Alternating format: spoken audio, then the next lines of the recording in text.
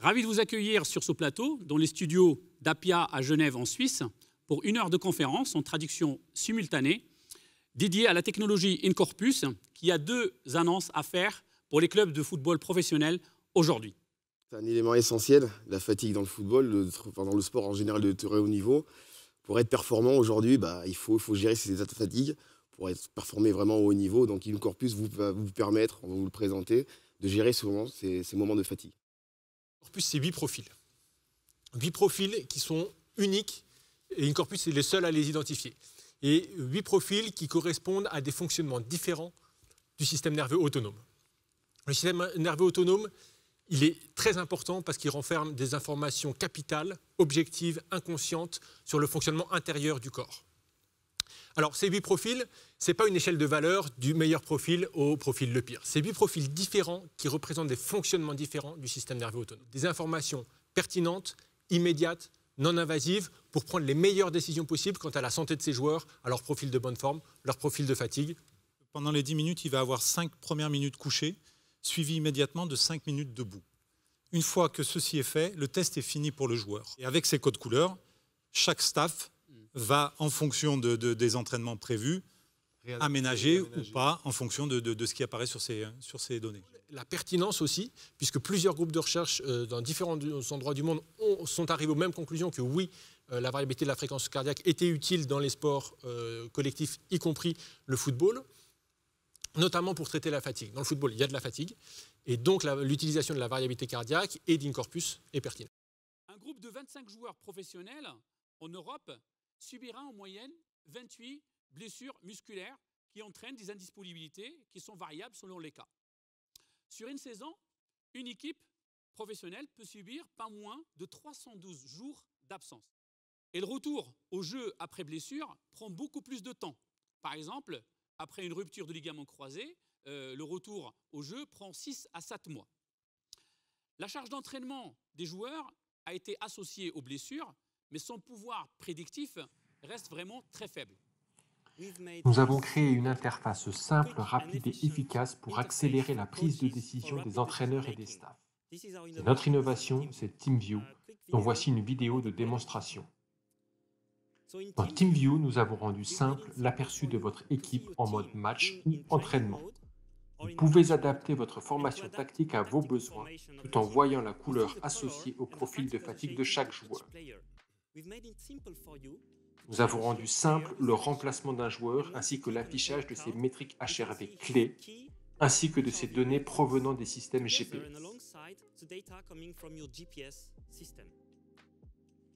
Nous avons rendu simple la communication interne au staff avec des joueurs et avec l'équipe médicale grâce à l'envoi de notifications.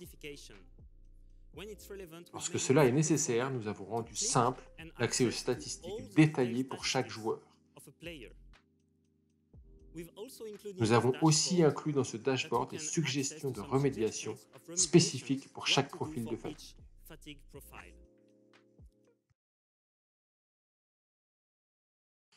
Le Cube est une innovation scientifique qui va au-delà de l'identification de la fatigue et qui nous donne entre autres la capacité de prédire la fatigue. Cette innovation n'est pas limitée à la prédiction de fatigue, mais permet aussi d'identifier les joueurs sur lesquels on peut compter à l'avenir. Le Cube analyse les profils physiologiques des joueurs pour déterminer de manière globale s'ils ont une prédisposition vers un certain type de fatigue. Cela permet de juger un joueur non seulement sur ses qualités, sur son talent, mais aussi sur ses capacités physiologiques.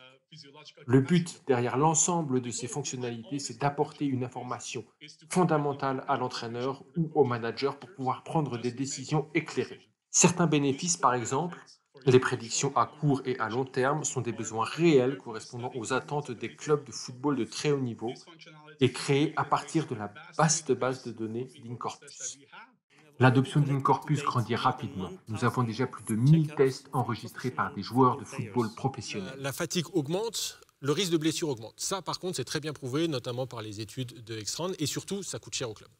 Donc, en anticipant les risques inhérents au profil de fatigue détecté par InCorpus, on peut espérer, sur l'ensemble de l'effectif, sur une saison, diminuer le risque de blessure et donc avoir ces champions plus souvent sur le terrain, donc augmenter les performances et donc augmenter les revenus du club. Et c'est en intégrant cette nouvelle donnée qu'est Incorpus à l'ensemble de ce que les staffs savent déjà faire qu'ils vont pouvoir progresser. C'est un élément essentiel parce que c'est une information objective, rappelez-vous, inconsciente que les joueurs ne peuvent pas maîtriser. Et donc c'est une fenêtre ouverte, une porte sur l'intérieur, le fonctionnement intérieur physiologique du joueur. Et en additionnant cette brique à toute la technologie qui existe déjà autour d'un terrain de football, on peut vraiment franchir un cap dans la prédiction des états de fatigue et la prévention des blessures au mieux possible. Nous avons la première et seule solution permettant d'obtenir une mesure objective de la charge interne du joueur grâce à laquelle nous pouvons anticiper les états de fatigue et anticiper les blessures évitables. J'ai été pendant de longues années sur les terrains, que ce soit à Monaco en tant que préparateur physique ou la saison dernière encore à Nottingham en Angleterre. 10 minutes de protocole sur une journée d'entraînement, c'est même voire sur une semaine si les résultats sont bons, parce qu'il n'y a pas besoin de multiplier non plus tous les jours les résultats. Il y aura besoin de multiplier les tests si des résultats de couleur de fatigue apparaissent. 10 minutes, c'est vraiment quantité négligeable. Je dirais que c'est une chance si un jour vous découvrez 10 joueurs rouges, parce qu'on aura permis de le découvrir. Incorpus vous aura donné cette information que vous n'aviez pas forcément avant. Donc, imaginons le pire des cas, c'est une chance.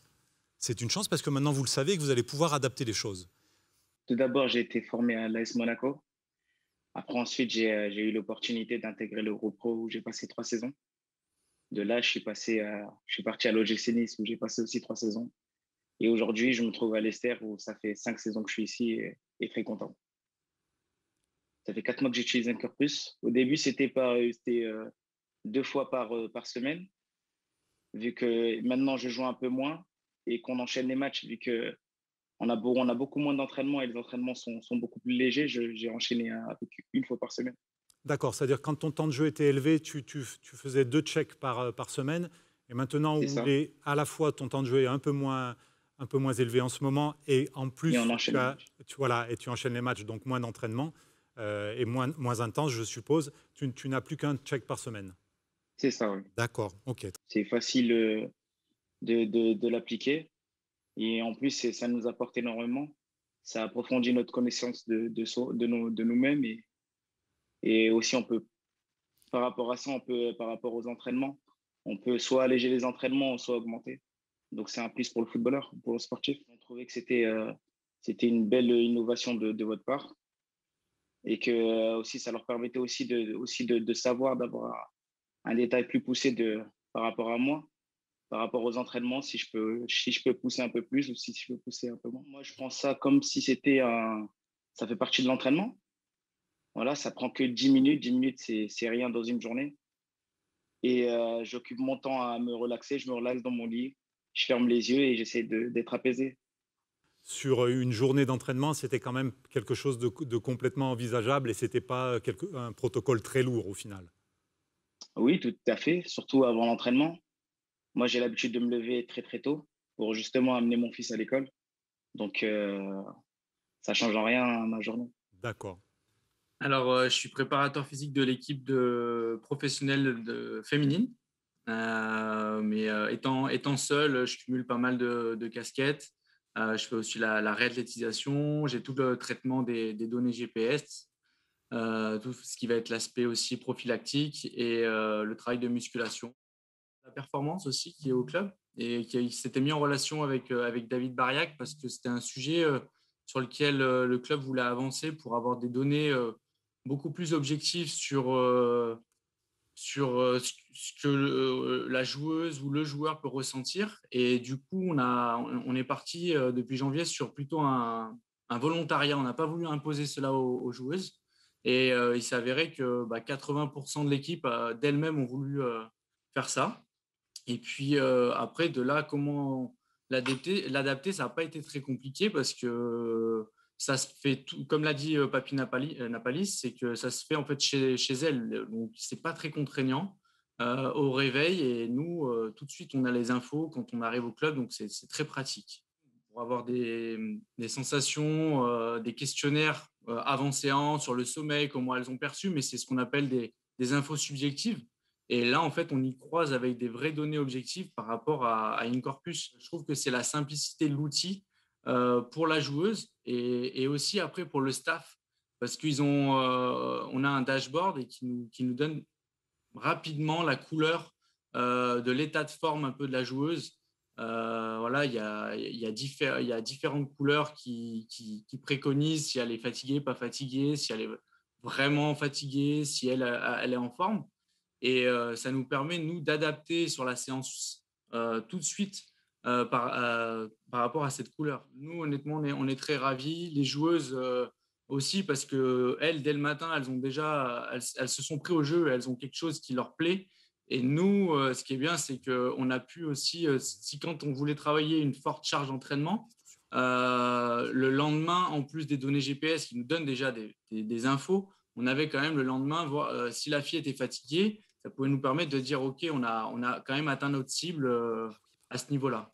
En fait, s'il y a une fille, par exemple, si c'était pas prévu dans la semaine que ça soit un jour fort d'entraînement la veille et que après ce jour-là, elle ressort sur une couleur plutôt rouge, derrière, on ne va pas pour autant la sortir d'entraînement, ce n'est pas le but, parce que sinon, là, c'est le genre d'outils elles vont penser que c'est une punition et elles vont plus trop jouer le jeu et peut-être ne plus vouloir le faire.